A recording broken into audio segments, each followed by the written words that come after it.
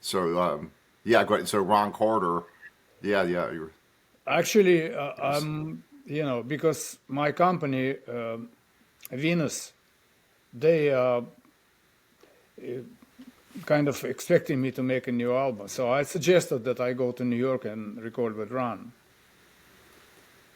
Because we talked about it, I ran into him in Japan, and we talked about it. Because we played quite a bit, but we never had a chance to go to studio and kind of document it. I would love to do just a duo with him. oh yeah, that'd be wonderful. Yeah, because that's that would be just beautiful. That's what we used to do quite a bit in Bradley's and some other places as well. Yeah, I'm expecting to hear from them, from Venus, what they think about that, because it's probably more expensive. I don't know what they think about that.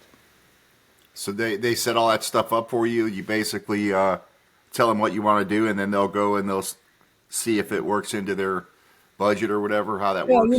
yes, it's probably it's probably a little bit more money to go to New York and record, because in Sweden we can do it quite reasonably with the same rhythm section or whatever, whoever I want to use. Right.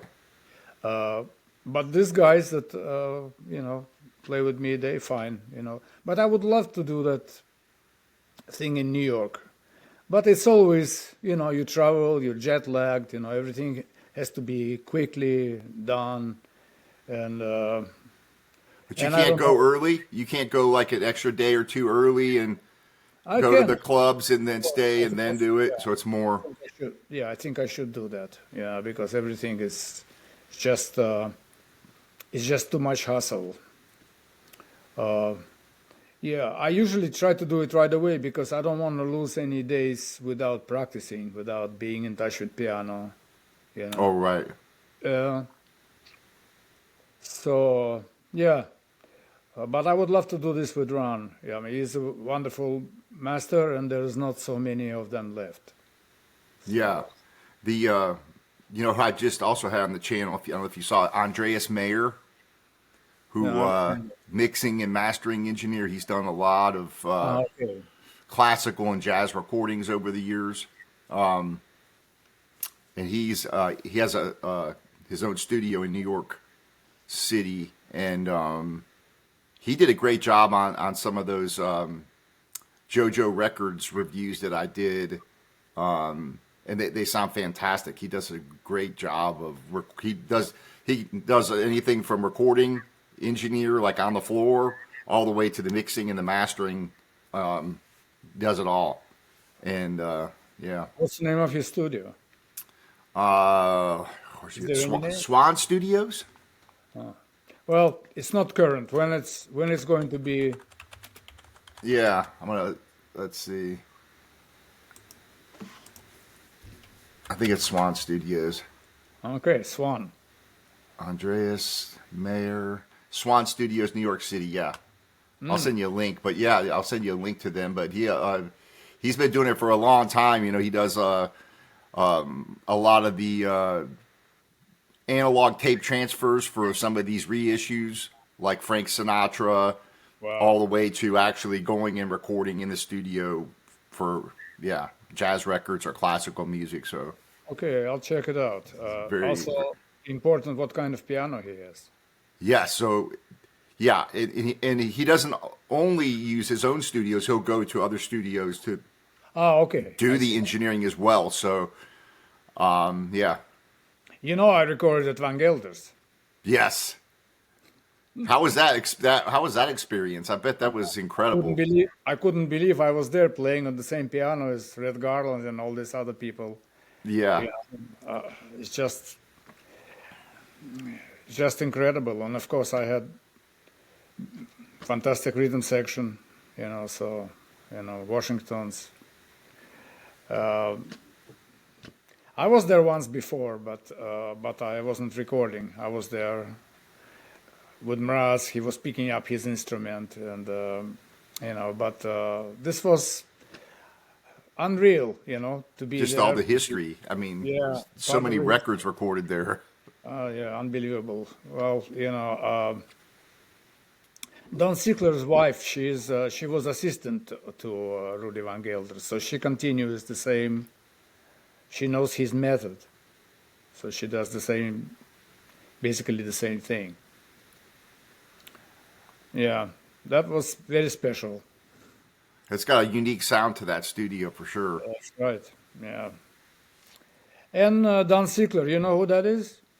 I've heard the name, but I'm not sure though. No, Don doesn't. Sickler, he's a trumpeter who is also a producer, and he's got his publishing company. Lots of people, lots of musicians, tunes he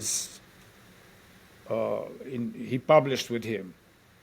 So that's I Okay. think his main business. He published a lot of jazz musicians' tunes, but he also a wonderful trumpeter, and he produced many albums. And I used to go and practice in his studio. He had a second floor studio. It's on in a 26 or something street on the east side in New York. So Cedar took me there because they had piano and they had room to practice.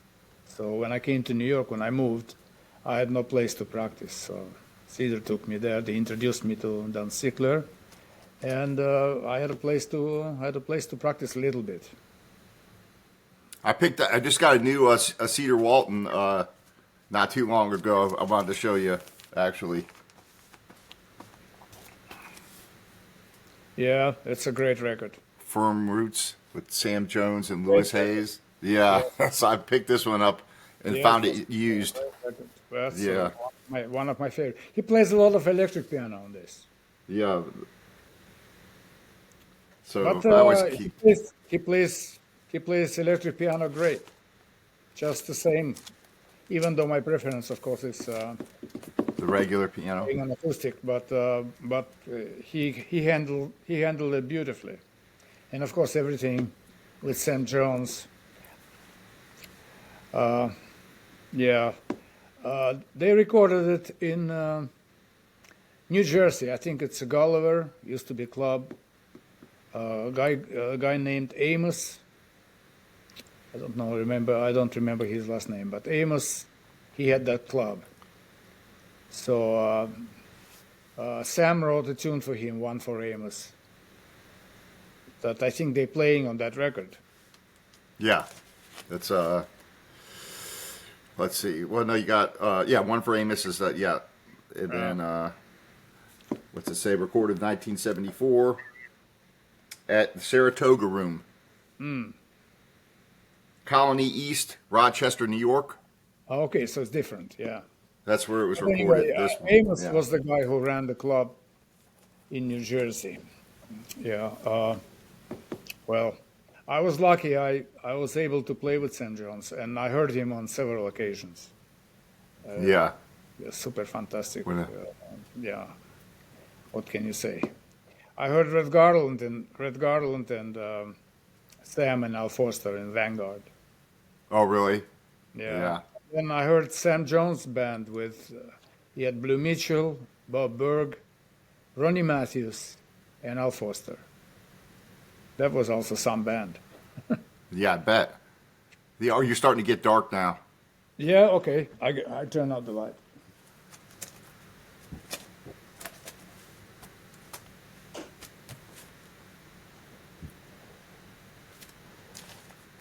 So, And Louis Hayes, he's still playing, right? Louis Hayes is still playing, Yeah. right? Yeah. He also was one of the guys that always took good care of himself. You know, stayed sober and took care of himself, so he's still able to play. Survived. Yeah, I always wondered why so many. It's not just jazz musicians. It happens with every genre of music, but for some reason, with the arts, especially with music, it seems like people get hooked on drugs and or they drink. I always wonder why that is. Like why Is it just a lifestyle you think that fosters that? Yeah, well, I don't think it's just jazz musicians. Drugs are very prevalent in American society. I think it's always everywhere. But I was lucky because I was around drugs and I never even tasted. Yeah. Because I'm addictive person, so I'm always was afraid if I try it and I start You playing great, and I and I will be dependent on that. Then so but I saw guys doing it right in my presence. I was many times sitting just getting as high as they were without doing drugs, just drinking coffee or something, by telepathy. Yeah. And they trusted me enough to be included without sharing anything. I Yeah. remember when I was younger, with some jazz musicians, they were smoking, and I would pretend, because I never inhaled anything. So I would pretend just to be, one of the guys. But then I said, what the hell? I'm just wasting this. Yeah. Sorry. So what? But why do you think a lot of those guys?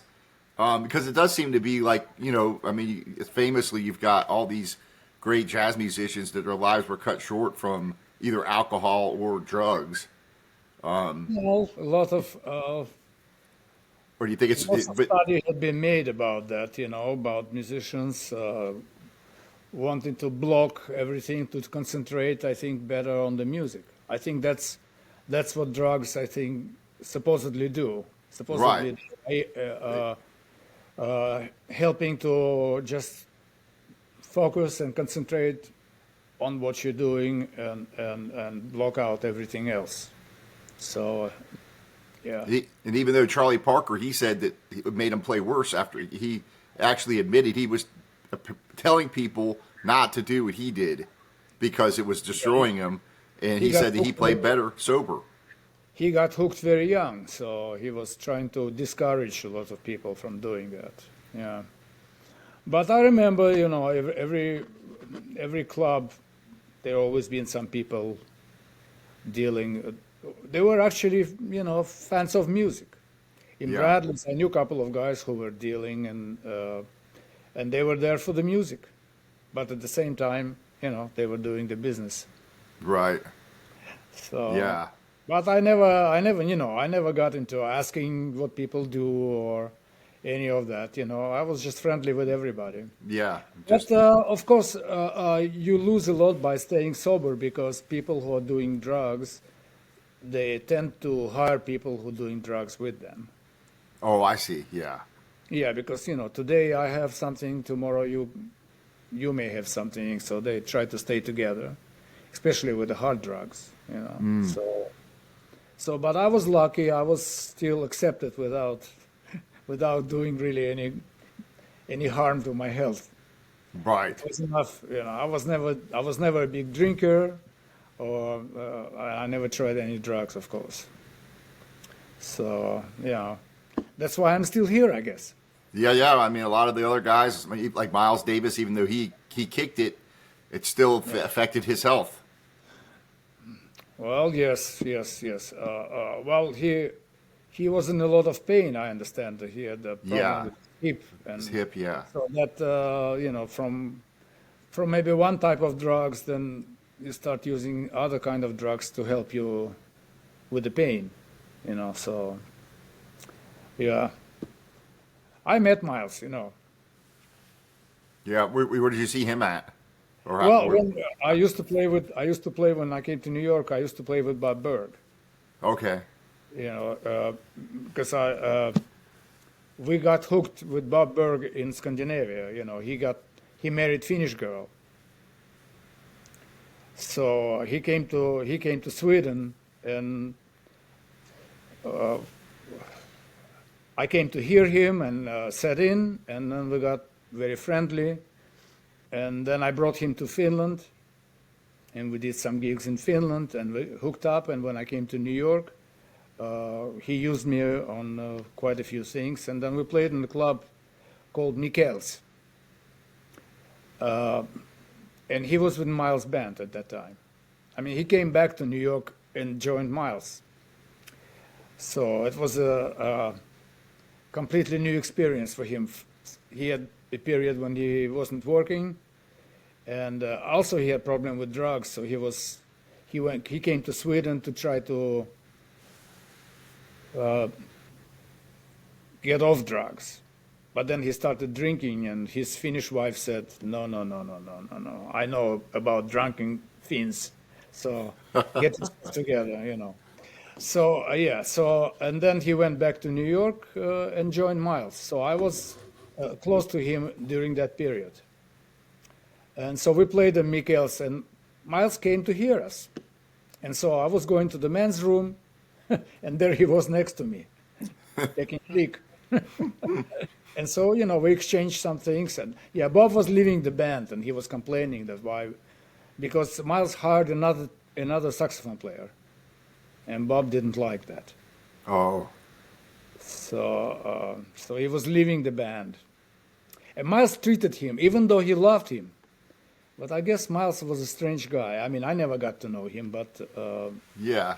I heard so many things. Like one good example is that when Bob told me he was in his band and they were playing somewhere and they're playing this tune where there was no saxophone solo, but the groove was so deep that Bob decided to take a solo, and he soloed, and he got big hand, everything. So after the concert, Miles said, "Why did you play? Why did you play, man? Why?" He said, "Miles, it felt so good. I had to take a solo." And Miles, "Do you know why it felt so good?" "No, you weren't playing."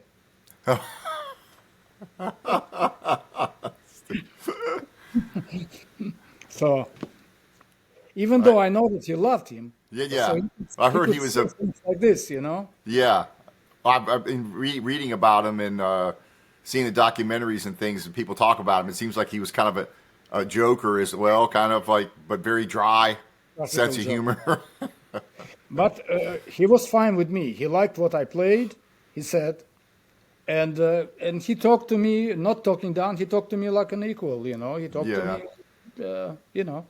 We just talked for a few minutes. It was no big deal, you know. yeah, But he was friendly. yeah, yeah. He seems So a like he little would have bit, been interesting to meet.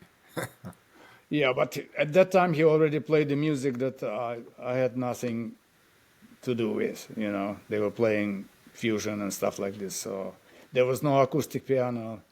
Yeah, yeah. That's when he had You know. Chick So, Corea. Those guys came through the band, and who Keith Jarrett he had. yeah, but that was all. Yeah, at that time he already moved, I think, altogether from so-called piano players. He had some keyboard, some effects. Even Al Foster already left Yeah, at that point. He had somebody who was playing funk. yeah, and he kind of got into that funk or taking some of the pop tunes and redoing them, Yeah. and you know, Because Al Foster, you know, I mean, is a great drummer, but he's really a jazz drummer. He tried to play funk, but you know, yeah, of course he can do it. But Miles wanted real funk people. yeah.